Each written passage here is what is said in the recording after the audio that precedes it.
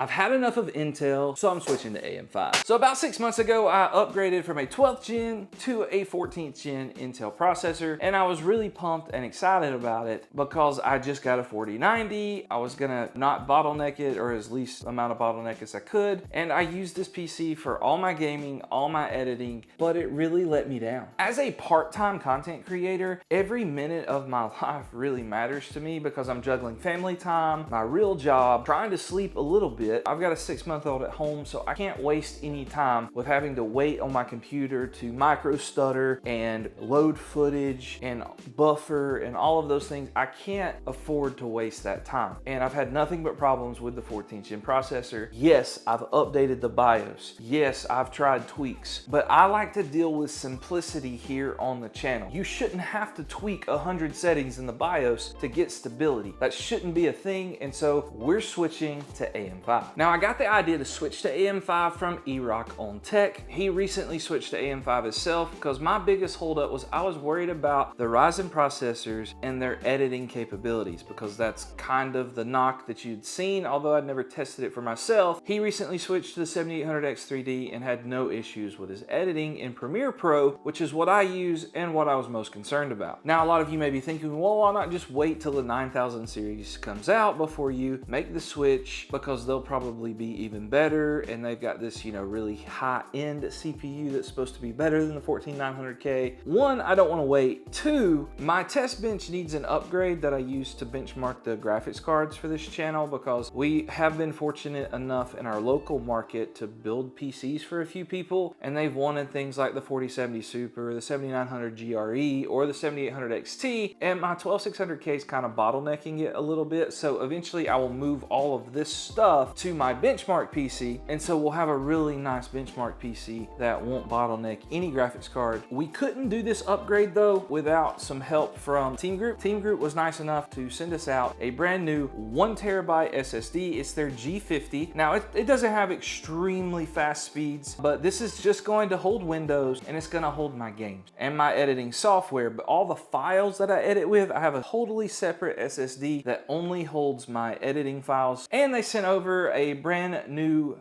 group of DDR5 RAM, 32 gigs. Now I know you could say, well, 64 gigs if you're editing, that should be better, but I've never had any issues with RAM. I don't need any more than 32 gigs right now. Maybe I'll upgrade to 64 in the future, but 32 is fine for me. 6000 megahertz, that's still the sweet spot. That comes out that the Ryzen 9000 series, you know, needs faster RAM or something, then I'll cross that bridge when I get there. But Team Group was nice enough to send these out to us, and so we're gonna use them in our new build with the 7800X3D and this B650 ROG Strix motherboard. Now, when I upgrade to the 9000 series, I'm probably gonna use one of those nice 800 series motherboards. They're supposed to come out with these new like X870s and those types of things with the new processors. So I'm gonna wait till those come out and probably upgrade motherboard and CPU when the new Ryzen stuff comes out. But for right now, this is gonna be perfect for what we need. It's got enough M.2s, it's got enough USBs and all of those things. And I'm just a ROG Strix fanboy. I'm not gonna lie to you. I think they look awesome, they're cool, and I don't care to waste the extra money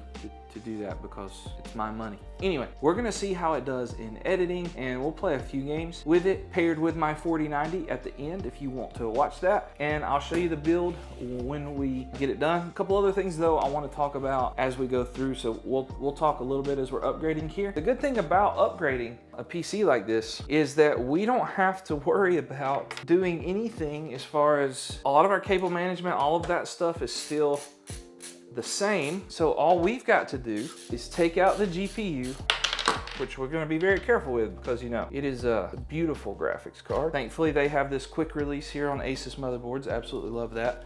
And look how beautiful this 4090 is. Look, it's so awesome. Anyway, I definitely don't need this, but I did it anyway. One trick that I would like to show you though is all these cords at the bottom here, like our USB or HD audio, RGB headers, fan headers, any of that stuff. I don't want to have to like re-cable manage that. So I'm going to take a piece of painter's tape so that none of those fall back into the back of the case. Because my whole goal with switching this out is to be as efficient as possible. So I don't want to have to I don't even want to have to open the back of the case at all. So we've unplugged everything here on the side. Those don't really get in our way very much. The only thing that I'm concerned about, again, is these cords falling back down in. So we're going to put painter's tape down so we don't lose any of them. So that way we have better access to this motherboard here. All right, so we got the old motherboard out. Now it's time to get the new motherboard in. All right, so this is the ROG Strix B650 motherboard, 4 RAM slots, 3 spots for M.2 SSDs, which is not ideal for an editing PC, but again, it's not gonna be long. I will upgrade to the 9000 series when it comes out, probably, unless, you know, the 15th gen Intel fixes their problems, then we'll just have to see. But right now, I really liking this motherboard. Wanted to keep the white aesthetic. It doesn't have as much white as what I would like, but it's enough because the 4090 is gonna cover a lot of this up. And as we've already mentioned, we've got this beautiful Ryzen 7800X 3D processor here that we are going to, if nothing else, I'm really excited about gaming on this thing because again, the 14th gen Intel has been very disappointing, even in gaming. So I'm really excited about this thing. Once again, big thanks to Team Group for letting us use their DDR5 RAM kit and also sending out this 1TB SSD. Another awesome thing about this motherboard is it has the little tab right here, so I don't have to screw in the M.2, which is really nice. All right, so we managed to at least do this much, but since this has an iGPU in it, we're going to at least make sure that it boots up before we put the 4090 back in, because we don't want to risk anything going wrong with that. Here's the moment of truth to see if this thing will work after all that we've done. Right off the bat, I don't see, okay, there's the RAM. So that's nice. It'll take it a couple cycles. We'll see if it works or not. CPU, DRAM, all right, nice. Oh, screen's popping up. All right, we got a host, let's go. Got a new CPU installed, so we're gonna, oh, my keyboard's not on. So we're gonna do Y, so it'll boot there. And let's run the setup so that we can make sure everything's what we would like for it to be.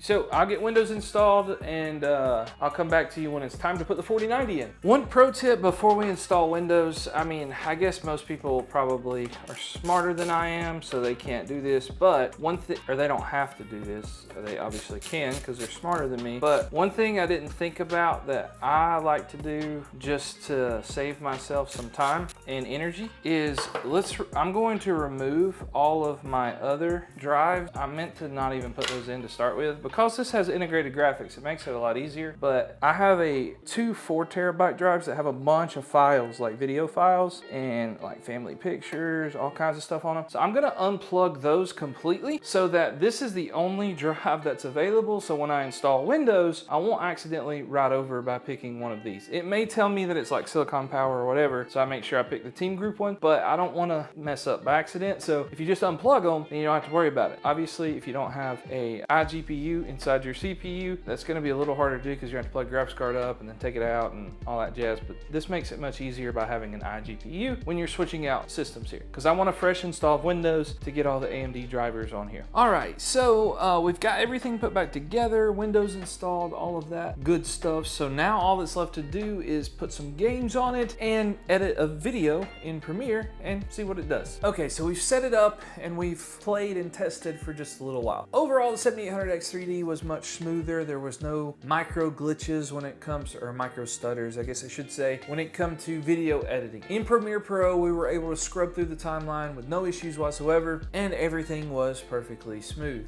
And just as far as games go, I didn't want to test a ton of games with the 7800X 3D and the 4090, but if you want me to test more of those, let me know down in the comment. I'll be happy to do that. But we tested Fortnite at DX12, performance mode, 1440p, 1080p. FPS numbers were really awesome and smooth, and gameplay I knew was not going to be an issue with this gaming PC. It's going to be more the video editing and stuff. So if you want to hear an update about it later on down the line after I've used it for a few months, let me know. I'll be happy to do a follow-up video. But if not, and you want to see, you know, a series where I flip PCs until I buy my wife a pool, then you can go start it here. Thanks for watching.